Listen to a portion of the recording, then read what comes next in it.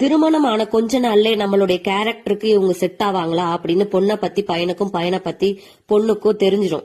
அப்படி ஒருத்தர் புரியுற ஸ்டேஜ்ல சின்ன சின்ன பிரச்சனைகள் அவங்களுக்குள்ள வர ஆரம்பிக்கும். லைஃப் லாங் சேர்ந்து வாழ முடியாது அப்படின்னு புரிஞ்சுக்கிட்டு அவங்களா பிரிஞ்சுட்டாங்கன்னா சேர்த்து வைக்க ட்ரை பண்ணாதீங்க. கொஞ்ச நாள் போனா சரியாயிடும். குழந்தை பிறந்தா சரியாயிடும். குழந்தை வளர்ந்தா சரியாயிடும். குழந்தைங்க வளர்ந்ததுக்கு அப்புறம் பசங்க தலைக்கு மேல ஆயிடுச்சுங்க, அட்ஜஸ்ட் பண்ணி வாழு. மனைவி சரியில்லைன்னா இன்னைக்கு திருந்திடுவா, நாளைக்கு திருந்திடுவா, அட்ஜஸ்ட் பண்ணி வாழுன்னு சொல்ல வேண்டியது. பையன் சரியில்லைன்னா கல்லானாலும் கனவு, புல்லானாலும் புருஷன், அட்ஜஸ்ட் பண்ணி வாழுன்னு சொல்ல வேண்டியது. வாழுன்னு சொல்லி அவங்கள வாழ வைப்பீங்க, ஆனா சந்தோஷமா வாழ வைப்பீங்களா? இல்ல.